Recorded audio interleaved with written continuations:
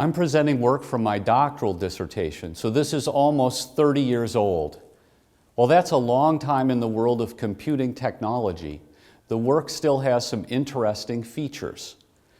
The fundamental problem takes an abstract computation and creates a system that executes it as fast as possible. The desired computation can be expressed abstractly as an algorithm. In the example on the left, I have a simple function that calculates a value x from 6 inputs, a through f. First, I express the algorithm as a data flow graph that exposes possibilities for doing multiple calculations at the same time. Using parallel calculation where possible is often faster than doing things one at a time. In the example, the inputs a and b flow into a node that subtracts b from a and sends the result on for a division. Also in the example, you can see that b can be subtracted from a in parallel with adding c to d, but the division can't be done until those are both complete.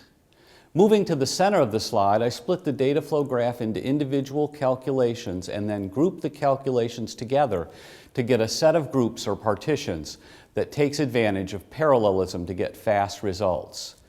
The slide shows one possible partitioning of the example.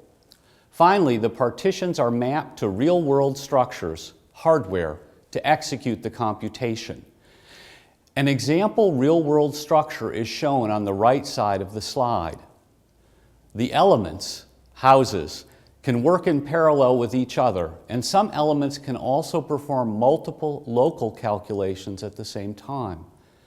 Each calculation, like an addition or division, takes time to perform. The elements can communicate with each other, but it takes a relatively long time, indicated by stopwatches, to send a result. This communication delay introduces a trade-off that complicates the problem. Is it better to perform calculations one at a time locally to avoid communication delay?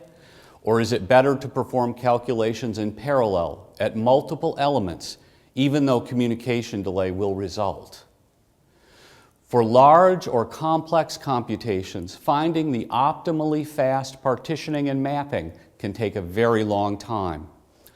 For the specific range of computations and range of hardware configurations I tested, my partitioning method gets fast results more quickly than it would take to find the fastest partitioning and mapping. Practical application of my work might result in better computer graphics, quicker sequencing of DNA, or better speech recognition. Thank you.